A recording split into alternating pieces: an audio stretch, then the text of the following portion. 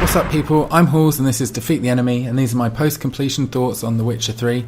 Usually I'll do a final thoughts video after I complete a game, but I'm diving straight back in for that platinum. This game is platinum worthy, so I'm not sure what I'll call this video, probably just final thoughts for consistency's sake, I guess. Anyway, Witcher 3, where to fucking begin? I know people tend to get carried away with games they've played recently, so take this with a pinch of salt, but in this moment I feel like The Witcher 3 is the best game of all time, and my favourite. Everything about it is incredible. The combat system is great, it looks amazing, it sounds amazing, it's huge, it's crammed with actually unique things to see and do, it doesn't pull any punches as far as content goes, it's gory as fuck, the attention to detail is insane. I could go on, but we don't have all day. Maybe you do, I fucking don't. Anyway, that's not to say that it's perfect. It does have its share of flaws. It has a ton of bugs and glitches. Inventory and crafting aren't done particularly well. The controls can be a little bit fiddly at times, although you do get used to that as you play the game. I really don't like the levelling system either. And to be honest, when you're reduced to complaining about a fucking crafting menu and the fact you once accidentally lit a candle instead of looking inside a box, you come across as kind of a whiny dick rather than someone who actually has a point to make. So I tend to kind of overlook these like minor little flaws. The bugs are a big deal, but we'll come back to that later. Anyway, the combat system is great. I didn't get on with it at first because I was still trying to play Witcher 2. Once I figured out how to play Witcher 3 style, it all just clicked. In my first impressions video, I said that the combat seemed more actiony and less strategic. Having played the game through, I think the opposite is actually true. In The Witcher 2, the way I played was to dodge away from attacks with the roll, and when I managed to position the enemy so that I could get a safe hit or two in, I'd dart in, land my hits, and dart back out again before they could hit or surround me. This cat and mouse guerrilla warfare approach was fun, and it felt like it took a lot more thought and finesse than your standard RPG tank everything, wearing heavy armour, and then just out DPS everything, stand in the middle of 10 enemies taking the hits because you've got the best armour, whatever, you know, shit basically. It was a lot more, it was a lot better than that, but The Witcher 3 takes it to a whole nother level. Your roll is a lot less safe now, and it takes you out of melee range, so you can't effectively use it to counterattack. But there's a new dodge move to compensate, which doesn't go as far, but it sets you up at a perfect distance to punish the missed attack from the enemy. To add to your defensive arsenal, blocking no longer lets damage through, which means it no longer breaks Quen, your magic shield, which means it's actually a viable combat move now. Counter-attacking has also been redone. Blocking, just as the enemy lands an attack, will block the blow and also push them back and stagger them, which will give you an opportunity to launch into a combo. Relentless button mashing will get you killed very quickly. Human enemies block most attacks, and monsters are usually pretty good at dodging, so prolonged combos do fuck all damage to anybody, but they do allow the enemy's mates to get behind you and surround you and get in combos of their own. So using all of the defensive tools at your disposal is essential if you're going to survive, especially at higher difficulties.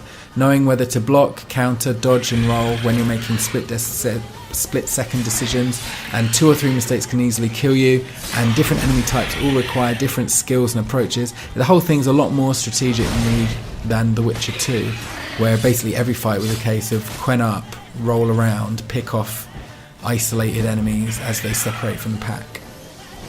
And I don't know why I almost called it Luigi 2 instead of The Witcher 2, but I should have just gone with it. Anyway, speaking of enemies, the number of enemy types is really impressive. There's a ton of different human enemies, from soldiers to bandits to deserters to witch hunters to pirates to cannibals to clansmen and so on, each with swordsmen, archers, axemen, spearmen, shield users, etc. There are even mounted enemies occasionally.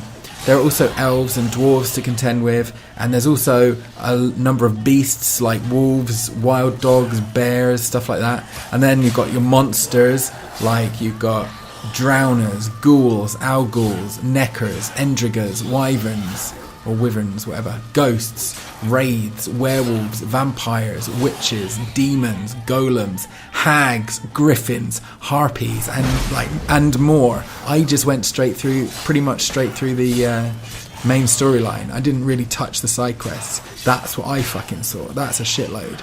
Anyway, there's also the Wild Hunt, which are a group of dimension-hopping elves who are the main bad guys of the game. There's a lot of Wild Hunt bosses, so you get quite used to them by the end. Each enemy requires a different approach, and each is capable of taking you out if you fuck up. Even a pack of wild dogs can kill you if you get surrounded. So, you know, every enemy type requires a different... You fight them all in a different way.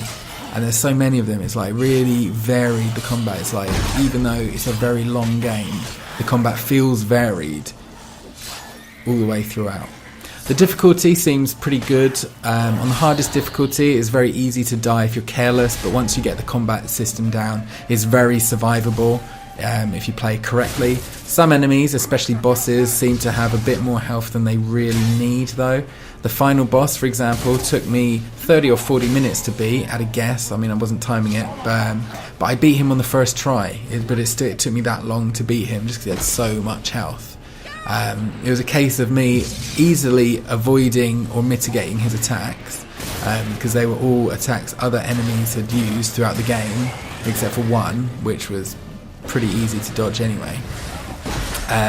So he was just doing stuff I'd seen before, but he had so much health that the fight dragged on for a really long time. I did almost die towards the end of the fight, simply because it was so long that I started losing concentration and daydreaming while I was fighting him, and he got me quite low on my health, but I did manage to pull through in the end. Overall, I'd say the hardest difficulty is a good level of challenge. Not the hardest game in the world, but nothing to be taken lightly either. On the normal difficulty, it's much easier, but it's still possible to get killed by playing carelessly. It's not so easy that you can just zone out and button mash. You still do have to actually play the game. Presentation-wise, the game looks incredible. Everything looks great, from the landscapes, the sweeping vistas that take in miles of land and mountains and forests and all that, all the way up to individual faces, and even like the small monsters look really good. It all just looks fantastic, especially when you consider that this is an open world game, which traditionally have to sacrifice some graphical oomph to be able to create such huge worlds. To put the graphics into perspective, I took some screenshots throughout my playthrough. When all was said and done, I had over 1,000 pictures in the screenshots folder. That is just insane. The game sounds great too. I'm not a big audio fan, but I was walking around Skellige, which is one of the places in the game, and I walked on some snow, and the footsteps in snow just sounded absolutely perfect. So I started listening out to all of the sounds, and it's really incredible. Like, every time I start paying attention to the sound effects, they're perfect. I just get blown away by how good they are. The music's also really good. I don't know enough about music or anything like that to really go into details there, but it's really well done. I actually would listen to some of it when I wasn't actually playing the game, which is pretty weird for a video game, for me at least. The acting is excellent, the voice actors are really good, the animations are great, especially the facial animations, which are really, really stand out. The facial expressions in this game are like really amazing. It's one of a few games in the world where the characters can say just as much with a look as they can with words. It's like really amazing facially. Like the non-verbal communication is really amazing in this game. Story-wise, it's pretty good too. The main story is pretty well told, if a little long. Like, each step of the story has multiple missions, and like each mission gets its own storyline. So in order to advance one main story mission, you could be doing like 7 or 8 side missions. Each of them is an hour or more long. So it's really, really long game. Although it's not like repetitive long. It's like lots of things to do long.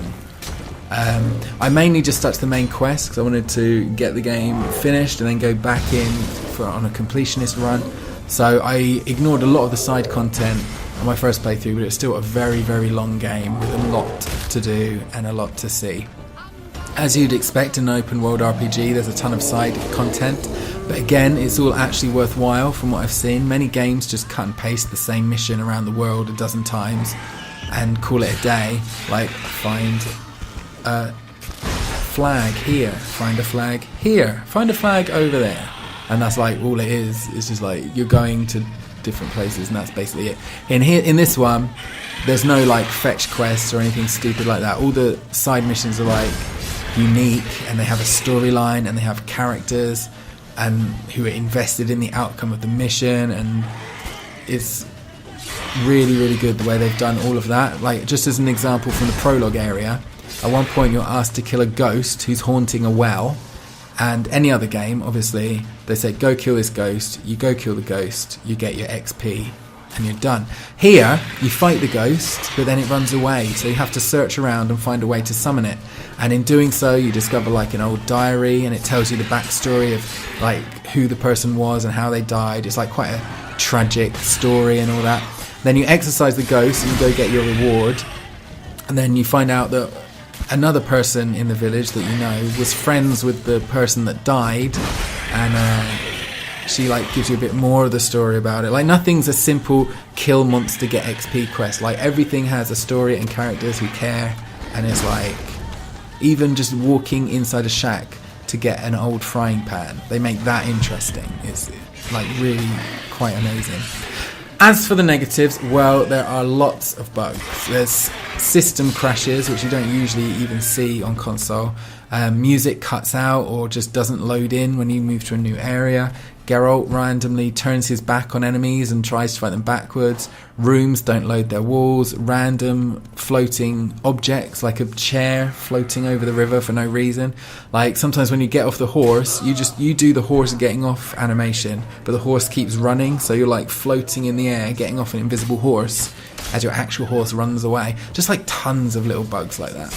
You expect like a new open world game to be pretty buggy due to the difficulty in testing, but one that really pissed me off was, well, it didn't really piss me off, but it really disappointed me, is the penultimate boss fight for the game. Now, this is what the fight is supposed to look like. I've got an enemy here, and he teleports away whenever I try and hit him, and he like throws projectiles at me, and he also spawns in like minions to help him. So what you do is you kind of dodge around, his projectiles kill his own minions, so you kind of get them between him and you, and then you outsmart him and outmaneuver him basically. And this is how it looked like at the end of the game. This is unedited footage. I mean, obviously edited, like I've cut it and put it in this video, but I haven't like fucked with the footage or anything. It was a complete mess. Like, there's this weird audio bug. His minions spawned in the walls and couldn't move and couldn't attack me. Like, if you stand in certain places in the little boss arena, the frame rate drops to single digits, and then when you move away from that area, it goes back to normal, and like, it's a complete mess, to be honest with you. And unless it's some kind of super rare glitch, it really should have been fixed up before the game was released. Like, this is not what I'd expect from a game of this quality on such a big fight as well. Like, if it was some random side quest boss, I'd be like, yeah, whatever. But this is like the penultimate boss in the game, harder than the actual final boss. Like, this is like the big boss fight, and anyway, up until it started doing this, it was a pretty good boss battle. Like, I killed him, he killed me a few times. Like, he actually killed me before without me even hitting him the first time I went up against him. And like, it took me a while, and I finally got a good strategy to avoid his attacks and blah blah blah. It's just a disappointing way to end the fight, but to be honest with you, I was just glad the game didn't crash before I beat him, because I thought it was just going to hang completely. But anyway, yeah, that was a bit of a letdown. There are other complaints too, but that's all like minor shit, like menus and crafting or whatever, and like, oh, swimming's a bit tricky, like stupid shit like that doesn't really matter. Nothing important apart from like those bugs and stuff. So yeah, overall, my conclusion is this is the best game ever, and anyone that disagrees has objectively shit taste.